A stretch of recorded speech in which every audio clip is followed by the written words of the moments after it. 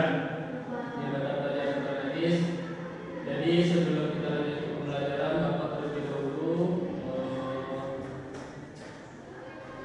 untuk berdoa kita dulu supaya pembelajaran kita ini diberikan dengan cara jalan. Karena ada kelas, silakan kita berdoanya. Baiklah, sebelum kita mulai belajar, mari kita berdoa. Berdoa mulai.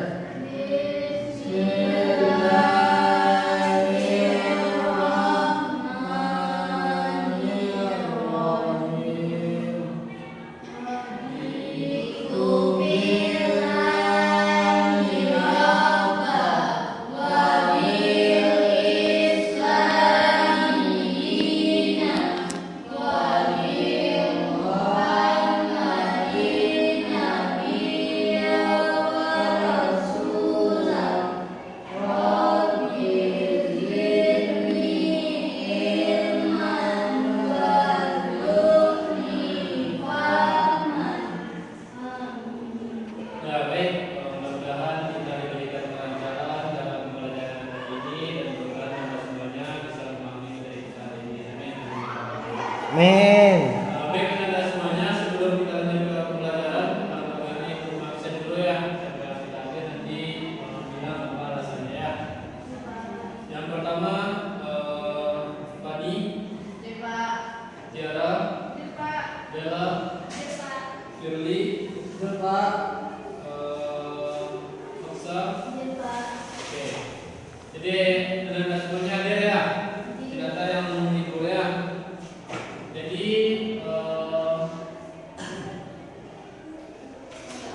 ada yang bawa spidol? Ada yang membawa spidolnya?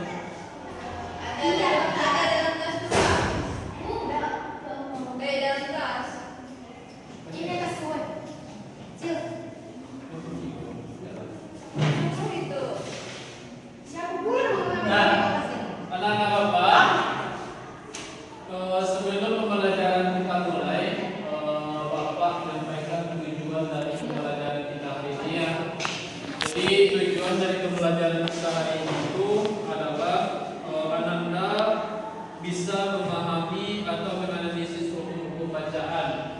Hukum-hukum bacaan di dalam Al-Quran, baik dari segi numasi atau tanwin, bertemu dengan huruf ikhfa, bertemu dengan huruf idgham, bertemu dengan huruf iqlab, bertemu dengan huruf idgham bi gunnah, bertemu dengan huruf idgham bi gunnah. Nah, itu adalah tujuan pembelajaran kita.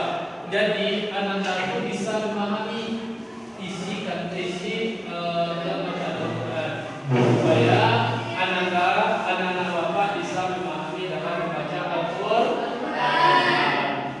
Nah, baru kita masuk ke pembelajaran kita. Nah, pembelajaran kita pada hari ini adalah ada kaitannya dengan mata pelajaran yang diajarkan oleh Bapak IJ. Nah, Bapak bertanya, dari yang Bapak IJ ajarkan tadi,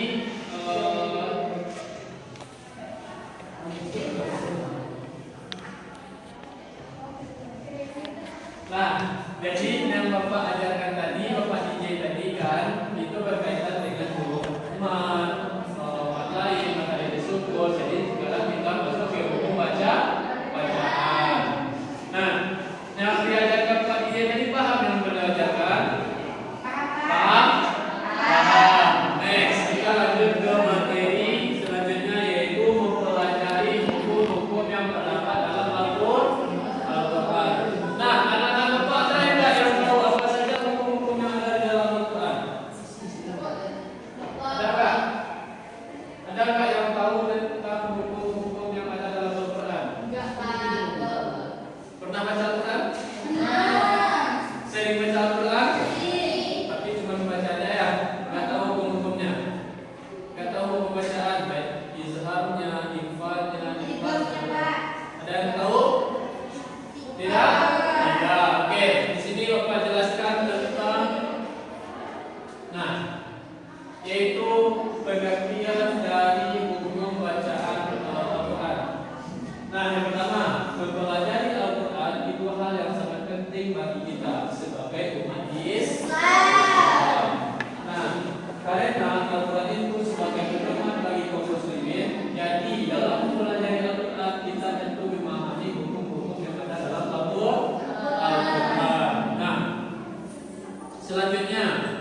Nah ini yang pertama yaitu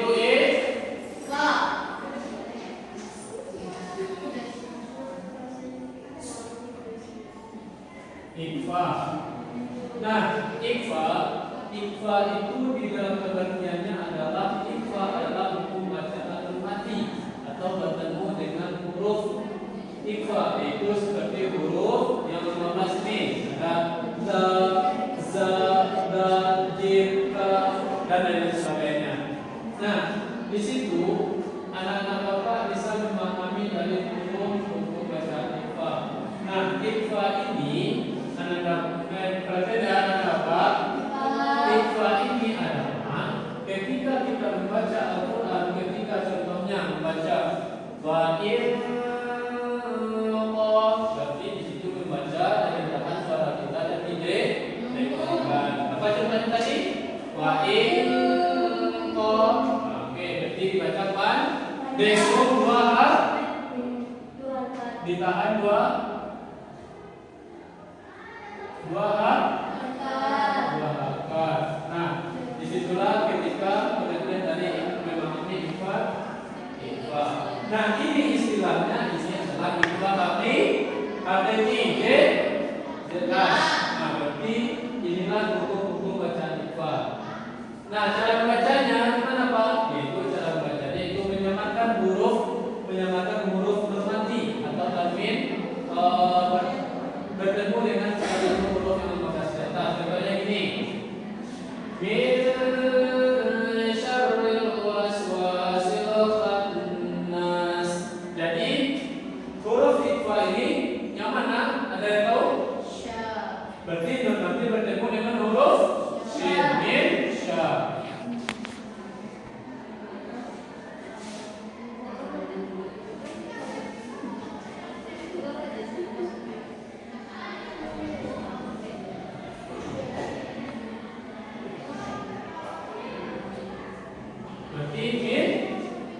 Nah, jadi ini nun mati bertemu dengan huruf shin. Nah, inilah yang disebut dengan dengung atau ikfa hakiki. Apa tadi? Ikfa hakiki.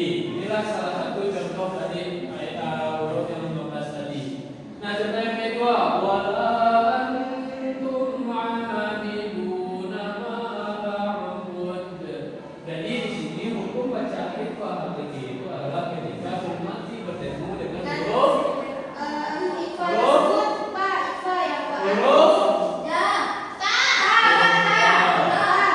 berarti bertemu dengan huruf antum.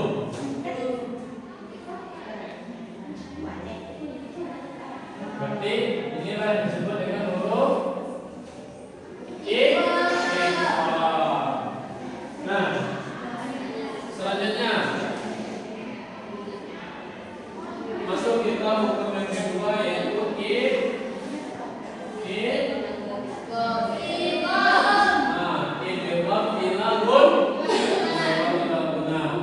Nah, jadi yang tentang ikfa tadi ada enggak anak-anak bapak yang bertanya? Apa sudah paham tentang hukum ikfa tadi?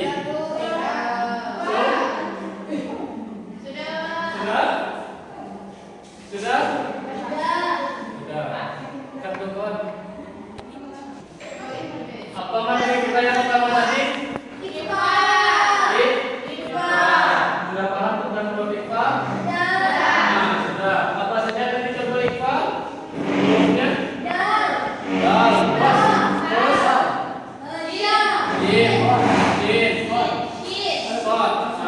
Nah, itulah hukum-hukum bacaan. Nah, itu Pancasila.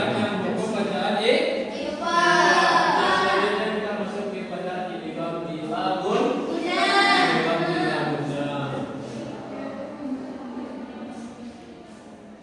apa yang dimaksud dengan idgham bila gunnah?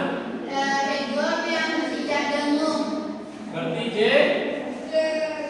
Jelas bacanya Pak.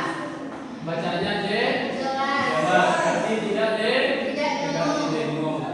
Jadi ketika huruf bermati atau tanwin bertemu dengan salah satu dari dua huruf ini, lam dan ro, itu maka disebut dengan huruf idgham bila hurufnya tadi? Lam dan ro. Pak. Lam Dan ro. dan Ro. ro. Maka itu, nah jadi anak bapak ketika membaca Al-Quran itu bertemulah ketika perhatikan hukum-hukum membaca Al-Quran. Ada contohnya tadi Ifa, ketika nanti bertemu dengan ta, ketika nanti bertemu dengan qaf, maka dibacakan dengan dengung. Jadi ketika anak-anak bapak bertemu dengan membaca Al-Quran, bertemulah dengan salah satu huruf lam dan ra ini, maka dibaca Jelas. maka disebut dengan idgham bilahun. Bila guna. Nah, terus bagaimana cara membacanya Pak? Nah, jadi gini, cara membacanya idgham bilahun. Pak, bisa berisik, Pak. Anak Pak bisa diperhatikan? Bisa mengerti nanti? Ini materinya masuk ke dalam ujian kita nanti. Ya. Nah, jadi cara membacanya itu adalah meleburkan mati atau tanwin dengan huruf dipanjangkan dan seolah-olah huruf nun n itu mati atau tanwin tidak dibaca tanpa didengungkan serta ditahan sekitar 1 atau 2 harokat. Ada huruf N, Pak. Ada. Nah, jadi istilahnya nun tadi dikatakan dengan istilah huruf N tadi ya. Nah, jadi contoh cara membacanya itu ada contohnya. Nih contohnya idgham bilahun walam yakul lahu kufuwan ahad. Nah, jadi dari ayat ini tahu enggak Bapak? Anak Bapak mana yang disebut dengan idgham bilahun? Walam yakun lahu. Nun mati bertemu dengan lam. Disebut dengan bila Guna. Berarti ini yang disebut dengan idgham bilahun. nah. Mati atau tanwin bertemu dengan huruf lam dibaca idgham bilahun. Apa itu yang dimaksud dengan idgham bilahun? Baca dengan jelas. Tidak dengung. Jelas dan tidak didengungkan. Nah, selanjutnya masuk kita ke hukum idgham bilahun. Jadi idgham bilahun dan idgham bilahun itu tidak jauh berbeda. Jadi cuma yang membedakan itu idgham bilahun jelas, idgham bilahun didengungkan. Nah, sekarang kita masuk ke hukum idgham bi gunnah. Berarti gunnah idgham itu dibaca dengung. Nah, ketika huruf bermati atau tanwin bertemu dengan salah satu huruf waw, mim, nun, ya, maka dibaca berapa hadis didengungkan? Berapa hadis didengungkan? 4 apa? 4 2 senti. 1 alif. Nah, bagaimana cara membacanya? Itu didengungkan atau meleburkan mati atau tanwin dengan huruf di depannya seolah-olah huruf N di nun mati atau tanwin tidak dibaca dan sambil didengungkan serta ditahan sekitar 2 harokat sebelum disebut jelas huruf di depannya. Kat. Ini contohnya fadzakir inna fa'il dzikra. Berarti huruf yang berdengung itu ketika nun mati bertemu dengan huruf nun. Nah, jadi dibaca di sini nah, di dua harokat. Contoh yang kedua, faja'alahum ka'asfin ma'kul. Ketika tanwin berbaris di bawah bertemu dengan huruf mim, ya, berarti didengungkan. Nah, next. Selanjutnya iqlab. Apakah paham mana rupanya kami guna? Ya. Nah, yang selanjutnya iqlab. Iqlab tanwin nun mati atau tanwin bertemu dengan huruf ba, maka dibaca iqlab. Cara membacanya yaitu menggantikan huruf nun mati atau tanwin dengan huruf mim mati serta ditahan sekitar 2 harokat. Jadi contohnya gini. Wa fi qulubihim maradun. Berarti mim bertemu dengan mim. Wallahu muhitun bil kafirin. Jadi qaf bertemu dengan tanwin bertemu dengan huruf ba. Nah, itu yang disebut dengan Banyak, Pak, mau tanya. Ya. Banyak harus sukun atau tidak, Pak? Enggak. Tidak. Tidak. Boleh hidup. Di belakangnya masih hidup. Dilanjutkan katanya seperti ini. Wallahu muhitun bi. Boleh hidup, boleh koma, Ya, boleh mati. paham? Paham, Pak. Oke. Oke, selesai. Nah, selesai materi kita pada hari ini. Jadi Bapak untuk modal pembelajaran kita ini kan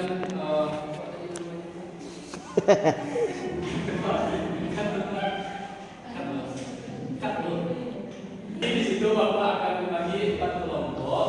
Jadi anak-anak Bapak nanti ada soal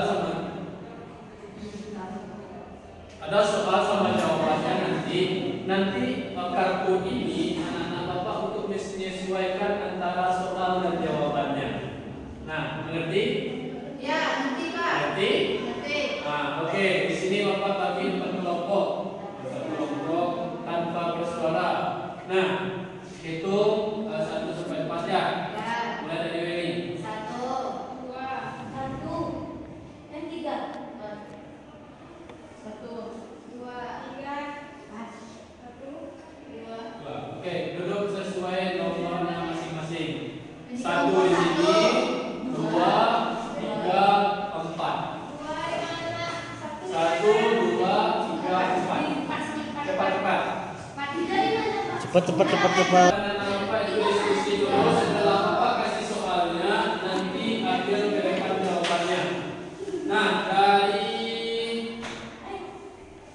kelompok 1, silakan perwakilan maju ke depan. Ini persoalnya, nanti jawabannya di depan ambil lagi ya. Sudah dipahami. Yang kelompok 2 maju ke depan.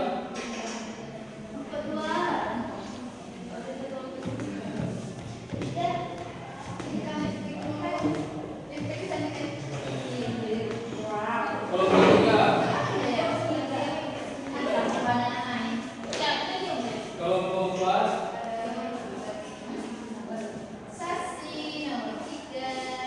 Nah, di situ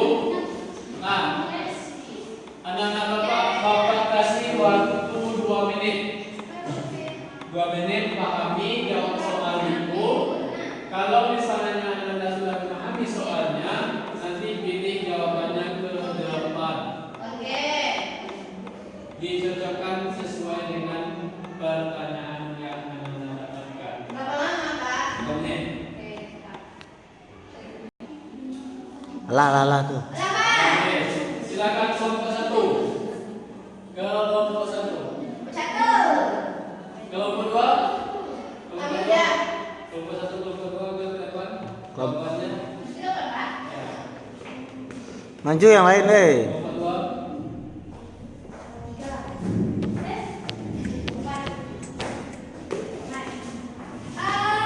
3, 4.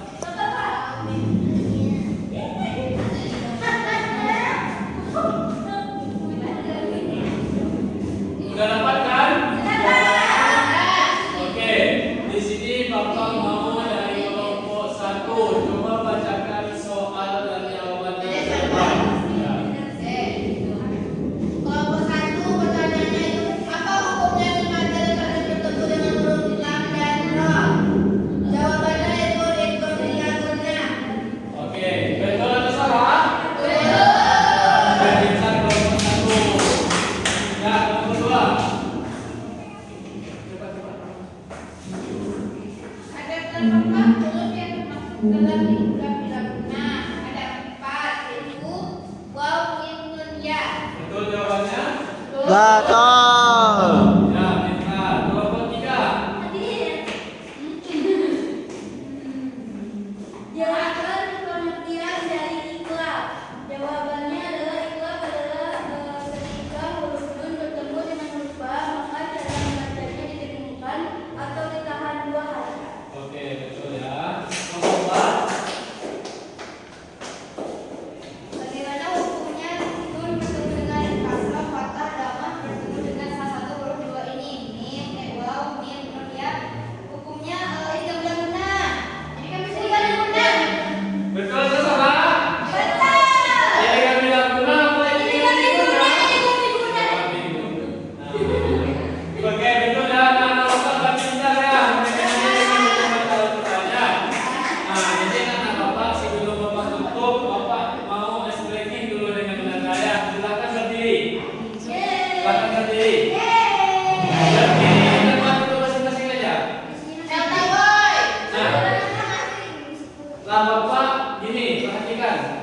perhatikan. Lakukan apa yang Bapak perintahkan. Nah, lakukan Satu. lakukan kan kelompok nih, kelompok itu 2 dan 3 dan 4. Nah, kelompoknya siapa yang bertahan sampai akhir? Lakukan apa yang Bapak katakan, bukan lakukan apa yang saya lakukan. Ya, paham? Paham? Paham. Contohnya, lakukan apa yang saya katakan. Kepala.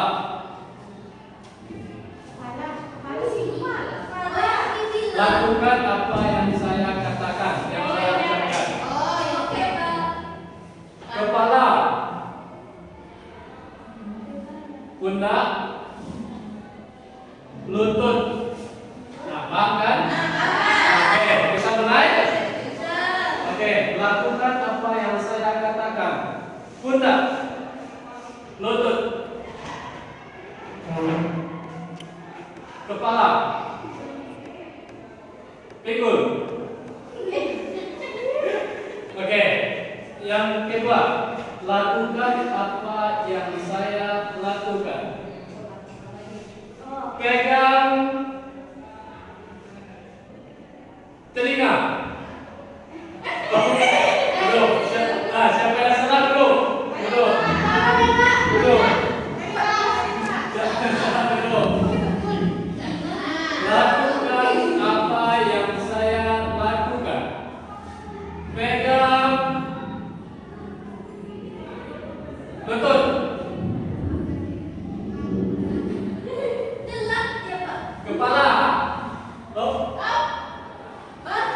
Lakukan apa yang saya lakukan. Yang pegang kepala duduk. Duduk. Butuh sentra. Pegang telinga. Kepala.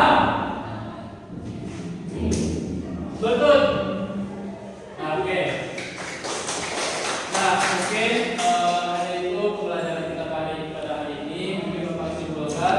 Jadi anak Bapak ketika membaca Al-Quran itu hendaklah untuk memahami isi hukum-hukum yang ada di dalam Al-Quran. Sehingga bacaan Al-Quran kita bersih, lancar, dan mendapatkan manfaat dan pahala.